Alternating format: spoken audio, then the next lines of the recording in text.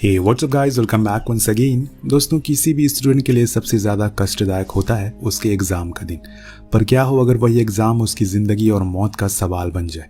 जी हाँ, हमारी आज की ये कहानी एक ऐसे ही डरावने एग्ज़ाम से जुड़ी हुई है जिसमें किसी भी सवाल के गलत जवाब पर बच्चों को जान से हाथ धो बैठना पड़ता है। ऐसे में क्या सारे बच्चे बच पाएंगे या फिर मर जाएंगे? आइए वीडियो में जानते हैं। तो इस कहानी की शुरुआत एक खाली पड़े क्लासरूम से होती है जहाँ पर चारों तरफ आग लगी हुई है और हम कैंग को देखते हैं जिसे अपने सामने वैन नाम की एक लड़की का भूत दिखाई देता है जो कि उसी की क्लास की थी। वो वैन को देखकर काफी डर जाती है और अपनी जान बचाने के लिए वहां से भागने लगती है। तभी न जाने कहां से क्लासरूम में एक और भूत आ जाते हैं और सभी के सभी आईना पर हमला कर देते हैं। इससे पहले कि वो उनके हाथ लगती, आईना की नींद खुल जाती है, यानी कि ये कोई हकीकत नहीं, बस एक भयानक सपना था। आज उसके हाई स्कूल का एग्जाम है। वो भागकर अपने दोस्त के साथ क्लास में जाती है। यहाँ हम उनके टीचर चैंग से मिलते हैं जो हमारे बचपन के दिनों में उन्हीं टीचरों में से एक हैं जो बच्चों को स्पोर्ट्स तो काफ़ी कराते हैं, बस शोर मचाने से मना करते। वहीं इनकी इंग्लिश टीचर चोई चैंग से काफ़ी अलग थी और बहुत ही स्ट्रिक्ट थी। साथ ही साथ स्कूल में ली नाम की एक आलसी पीटी टीचर भी हुआ करते हैं। वेल, अब बच्चों का एग्जाम शुरू होता है। सभी बच्चे अपना अपना पेपर देने में मगन थे। तभी बियॉन्ड नाम की एक लड़की को क्लास में अजीबो गरीब आवाज सुनाई देती है। न जाने ये आवाज कहाँ से आ रही थी जो कि उसे काफी डिस्टर्ब कर रही थी। और तभी अचानक से उसके पेपर में एक डरावना चेहरा सामने आता है जिसे देखकर उसकी सीटी पिट्टी गोल हो जाती है और जोर जोर से वो चिल्लाने लगता है। इधर चैंग भागकर उसके पास जाता है लेकिन उसके पेपर में ऐसा कुछ भी नहीं था। हालांकि बियॉन्ड के हाथ में कुछ निशान जरूर थे जो साफ साफ दर्शा रहे थे कि जरूर उसके साथ कुछ न कुछ हुआ है। तभी एग्जाम खत्म हो जाता है, परंतु घंटी की जगह आज स्कूल में अजीबो गरीब गाना बज रहा था जिसे सुनकर खुद टीचर भी शर्मा जाते हैं। असल में यह सारी करतूत कैंग नाम की एक लड़की ने की थी और जब वो अपनी इसी शरारत के लिए पकड़ा जाता है तो ली उसे काफी डांटता है। वही कैंग आईना को काफी पसंद करता था, परंतु उसके अंदर इतनी हिम्मत नहीं थी कि वो उसे अपने प्यार का इजहार करता। वही आईना की दोस्त मियोंग उल्टा कैंग को लाइक करती थी, जिसकी वजह से वो तीनों एक दूसरे को लेकर कंफ्यूज थे। सभी टीचर की एक मीटिंग लेते हैं और उन्हें बुलाते हैं कि हर साल की तरह इस साल भी टॉप 20 बच्चे सबसे ज्यादा नंबर लाएंगे उन्हें गर्मी की छुट्टियों में स्पेशल क्लास दी जाएगी जिनमें उन्हें बाकी के कॉलेज एग्जाम के लिए तैयार किया जाएगा ताकि वो सभी आगे चलकर स्कूल का नाम रोशन कर सके। स्क्रीन पर उन सभी बच्चों का नाम दिखाया जाता और सबसे ऊपर नाम था मिंग यॉन का। इसी बीच बियोम को दोबारा से वही भूतिया लड़की आईना के पीछे दिखाई देती है जिसकी वजह से उस पर अटैक कर देता है। सबको लगता है कि वाकई बियोम की तबीयत खराब है, इसीलिए स्कूल प्रशासन उसे नज़दीकी अस्पताल में एडमिट करा देता है। वही रात में आईना और मियोंग हॉस्टल के वार्डन से बचाकर कैंग के साथ पार्टी। वार्डन की नींद खुल जाती है और जब वो हॉस्टल की तलाशी लेता है तो उसे बियोंग दिखाई देता है जिसके हाथों में खून लगा था। जैसे ही गार्ड को वो देखता है वहां से रफू चक्कर हो जाता है। अब अगले दिन सभी बच्चों की क्लास शुरू हो जाती है। सभी बच्चे क्लास में थे लेकिन बस रैंक 1 लाने वाली मियोंग वहां नहीं थी। टीचर चैंग इस बात पर ज्यादा ध्यान नहीं देते और सभी बच्चों की मोबाइल एक बैग में रखकर डोंग को उन्हें दूसरे कमरे में रखने को कहते हैं। जब डोंग मोबाइल के बैग को दूसरे रूम में रखने के लिए जाता है तभी उसे बाथरूम में किसी की आवाज आती है और कोई उसे उसके नाम लेकर बुला रहा था। और जब वो ये देखने के लिए बाथरूम की तरफ बढ़ता है तो अचानक से एक शक्ति उसका पैर पकड़कर बाथरूम की ओर खींच लेती है। वहीं क्लास शुरू होने की घंटी बजती है जहाँ पर क्लास टीवी ऑन हो जाता है और टीवी में एक लड़की को सभी कांच के कंटेनर में बंद पाते हैं।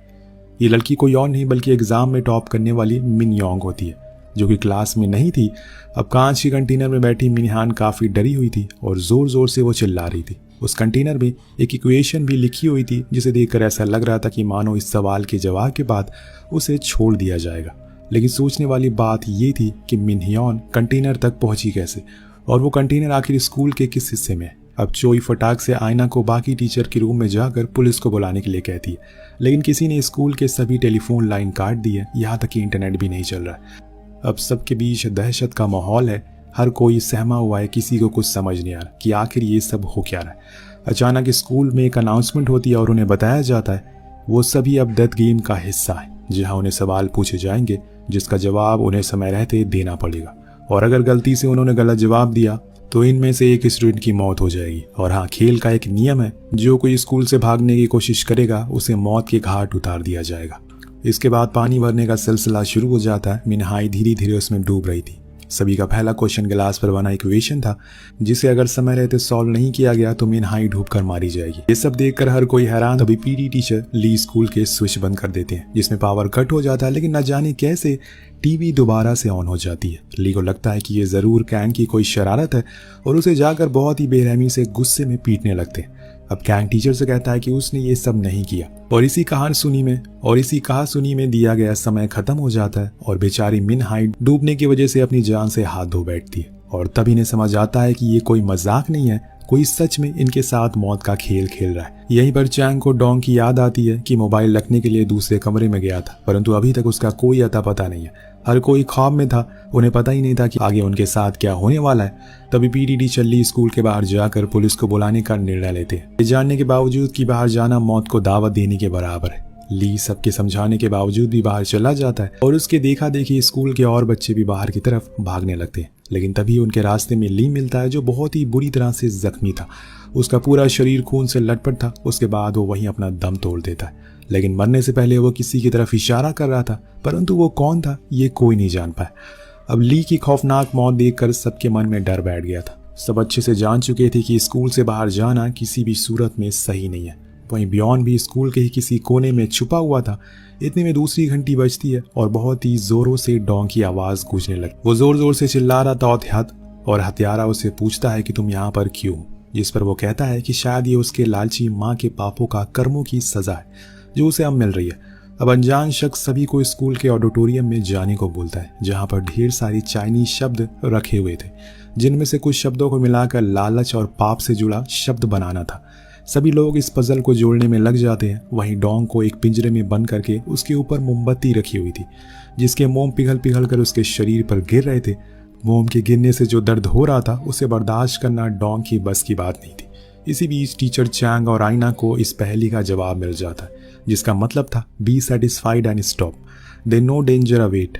परंतु बदकिस्मती से इन शब्दों को ढूंढने में उनका ज्यादा समय खर्च हो जाता है, जिसके बाद डोंग की बॉडी पिंजरे से सीधा नीचे आकर गिरती और इतने में लोगों को मालूम पड़ता है कि क्लास का एक और बच्चा जागो भी गायब है, यानी कि अब उसका नंबर आने वाला है। वहीं आईना को हत्यारे का खून करने का तरीका समझ में आ रहा था। दरअसल हत्यारा एग्जाम में आई रैंकिंग के हिसाब से बच्चों को अपना शिकार बना रहा था, जैसे कि मिन हाई की रैंक 1 थी, डोंग की 2nd और जागो की 3rd और चौथे नंबर पर आईना की बेस्ट फ्रेंड मियोंग है।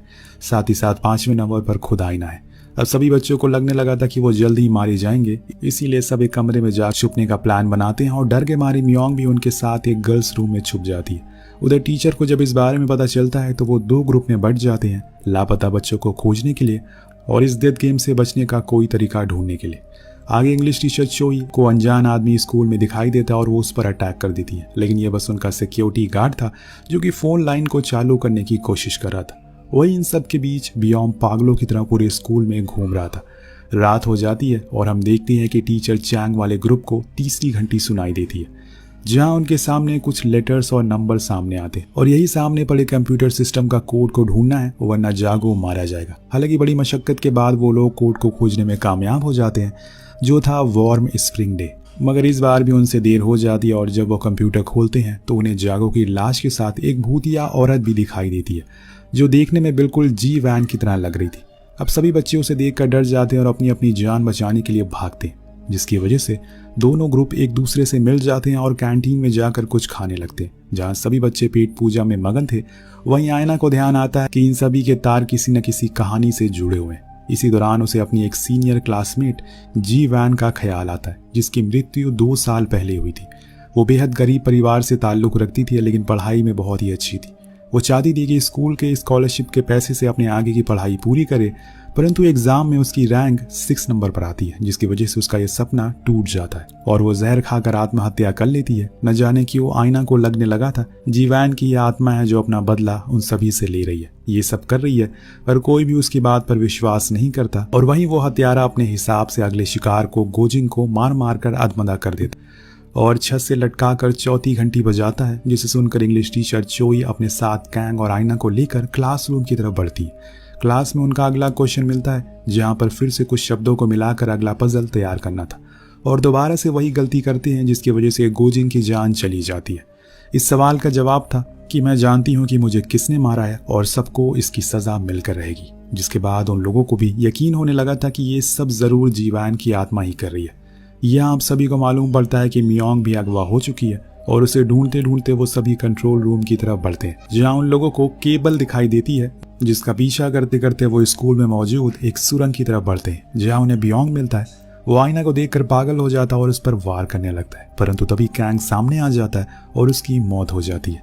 ये सब देखकर टीचर चैंग को काफी गुस्सा आता है और ये एक पत्थर से बियोम के सर पर अटैक करके उसकी जान ले लेते हैं। बियोम के मरने के बाद सभी को लगता है कि बियोम ही असली कातिल है और अब वो आजाद है। लेकिन तभी स्कूल की 5वीं घंटी बजती है, जिसकी आवाज सुनने के बाद सबके कान खड़े हो जाते हैं और केबल का पीछा करते करते वो लोग एक लोहे के दरवाजे के पास पहुंचते, जहां पर एक सवाल लिखा हुआ था। ये वही जगह थी जहां पर सभी बच्चों को अभी तक मारा गया था और यहीं पर मियोंग भी अपनी जिंदगी की आखिरी सांसें गिन रही थी। इस कमरे के अंदर पेट्रोल फैला हुआ था, जिसके तहत अगर उन्होंने जल्दी सवाल का जवाब नहीं दिया तो मियोंग भी उनसे दूर चली जाएगी। अब इंग्लिश टीचर चोई बड़ी ही चतुराई से इस क्वेश्चन का जवाब ढूंढ निकालती है, जो कि कुछ और नहीं बल्कि जी वैन का रोल नंबर था। अब दरवाजा खुलता और वो सभी मियोंग तक पहुंच जाते, परंतु जैसे ही मियोंग को बचाने के लिए रस्सी काटना शुरू करते, तभी वो भूतिया लड़की उसे वापस अपनी तरफ खींच लेती है और फिर एक ही बार में नीचे धकेल देती है, जिससे कि मियोंग भी बाकी बच्चों की तरह मौत की नींद सो जाती है। यहाँ टीचर जैंग भूतिया औरत का पीछा करते करते ऊपर जाती है और दोनों में भीषण लड़ाई हो जाती है। काफी मशक्कत के बाद चैंग उसे मार गिराता है और मालूम पड़ता है कि ये औरत कोई और नहीं बल्कि जी वैन की माँ थी, जो अपनी बेटी की मौत का बदला सभी से ले रही थी। लेकिन वो आखिर ऐसा क्यों कर रही है, जबकि जी वैन ने तो खुद की जान दी थी। अब सीन शिफ्ट होता और हम देखते हैं कि स्कूल में सभी मारे गए बच्चों की याद में एक शोक समारोह रखा जाता है, जहां हर कोई उनकी मौत का मातम बना रहा था। सब तरफ लोग रो रहे थे, बच्चों के घर वाले काफी अफसोस में थे। इसी दौरान आईना स्कूल की छत पर आकर कुछ सोच रही थी। उसके हाथ जीवैन की डायरी लगती है, जिसमें उसके परिवार की फोटो थी। आईना यह तस्वीर देख रही थी कि कोई पीछे से बेहोश करके उसे अगवा कर लेता और फिर न जाने कैसे सभी के सामने एक और घंटी बजती, वही मौत की घंटी जिसे सुनकर उन लोगों की नींद हराम हो चुकी है। एक माइक में अनाउंसमेंट की जाती है कि ये कोई और नहीं बल्कि जी वैन के फादर होते, जो अपनी बेटी की मौत का बदला लेने के लिए पूरे स्कूल में एलपीजी गैस फैला दिए थे। वो घोषणा करते हैं कि अगर 5 मिनट के अंदर जिस व्यक्ति ने उनकी बेटी का खून किया है वो अगर खुद सामने नहीं आया तो एक माचीस की तीली की बदौलत वो पूरे स्कूल को शमशान बना देंगे। ये सुनकर ऑडिटोरियम में अचानक से एक बार और टीवी ऑन हो जाती है, जिससे एक वीडियो दिखाई जाती है। साफ साफ समझ में आ रहा था कि जीवैन ने खुदकुशी नहीं की बल्कि उसका खून हुआ था, लेकिन खूनी का चेहरा साफ साफ दिखाई नहीं दे रहा था। यहाँ पर हमें मालूम पड़ता है कि जीवैन के साथ कितनी नाइंसाफी हुई थी। दरअसल स्कूल के एक टीचर ने कुछ अमीर बच्चों के परिवार वालों से पैसे लेकर उन्हें एग्जाम में टॉप कराया था और इसी वजह से उन बच्चों ने स्कॉलरशिप हासिल कर ली, लेकिन मेहनत करने के बावजूद भी जीवैन वहीं की वहीं रह गई। और गजब की बात तो ये है कि घूसखोर टीचर कोई और नहीं बल्कि चैंग था। जबकि जीवैन को यह मालूम पड़ा तो वो रोते हुए चैंग के पास पहुंची और उसे पास करने की गुजारिश करने लगी, लेकिन वो बिल्कुल भी नहीं माना। जिसके बाद उसकी टीचर चैंग के खिलाफ शिकायत करने की बात कही, जिस पर चैंग ने अपनी नौकरी बचाने के लिए जीवैन का गला घोंटकर उसे मार दिया। हालांकि बियोम भी ये सब देख रहा था, परंतु उसने जीवैन को चाहकर भी मदद नहीं करी और हमेशा के लिए चुप रहा। अब आप समझ रहे होंगे कि उन बच्चों की जान क्यों गई।